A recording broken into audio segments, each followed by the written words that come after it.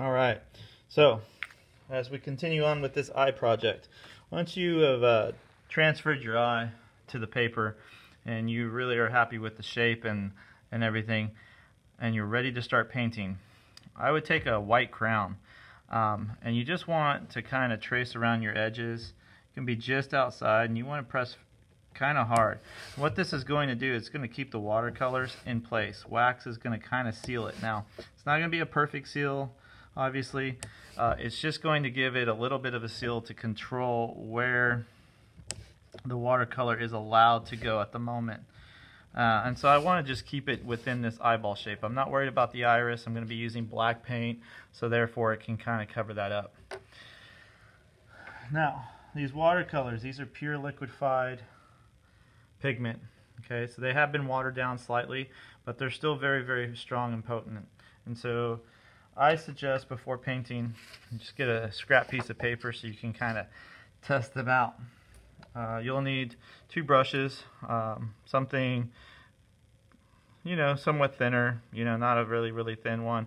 The red handle brushes will work on this one. And then you want a really small one, and so the green handle paintbrush with a miniature. Alright, and so what I just want to do is I want to just play around, understand what I can kind of expect, the liquid quality of it, how they blend. I do need to clean my brush between colors. I don't want to go, you can see how they blend. You can also use water and just blend them together. If I want something a little thinner, right?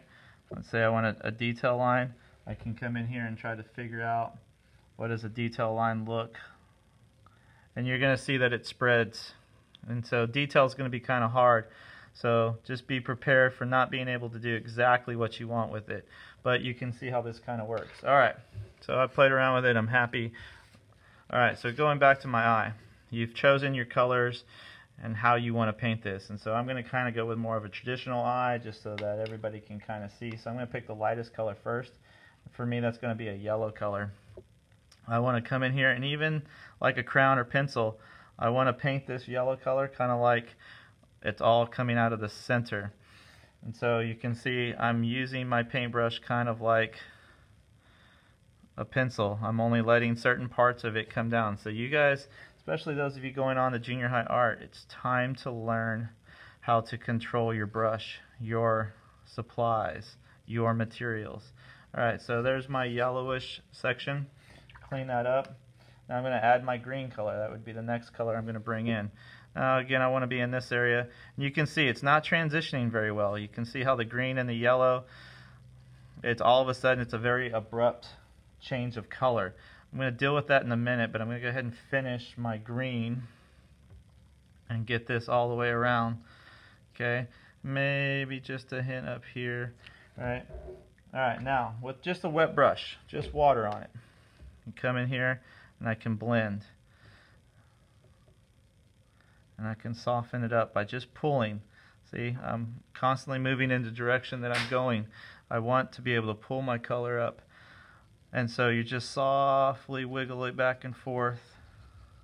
And then finally I want to add my last color, which is going to be my blue. So I'm going to clean my brush, and then I'm going to come in here, and like before, instead of going around in a circle, right, I'm going towards the eyeball. I want my lines to go towards it.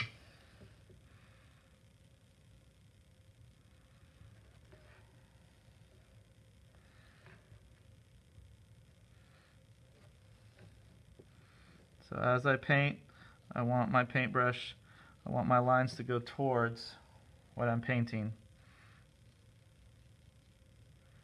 Alright, now I can kind of come in here and clean up this edge. Alright, you can see the blue and the green, they mixed a little bit better than the yellow and the green did. But again, I'm going to come in here with a clean paintbrush, kind of pull these colors in. You know, irises, they're lenses, so I'm going to pull some of these colors all the way in. And you can see these separate lines that are starting to occur. Okay, I've got a big block there, that's okay.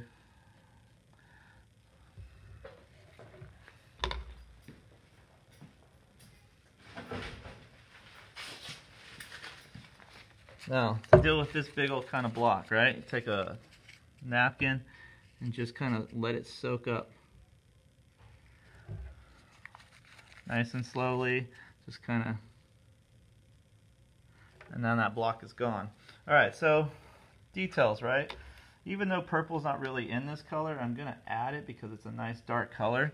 And I'm just going to add it along the edge, darken up this blue. So what it's going to really do is kind of create a blue-violet.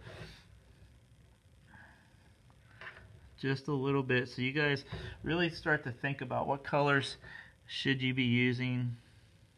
And I'm taking my time, even though I'm painting very fast because I've been doing this for years. I am really moving slowly for me. Now for you guys, I would suggest moving at a much slower pace. Now you can see how I'm pulling these lines and I'm getting these really cool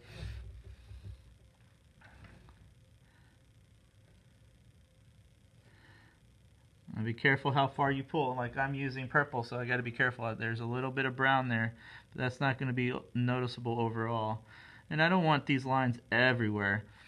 Alright, I just want a few of these lines and darken up this top. And there is my eye. Now, if I have this available, something you can do, so you can sprinkle a little bit of salt on your picture. And what that does is as the watercolor dry, it creates these little abstract things that you won't see today. They'll be visible next time.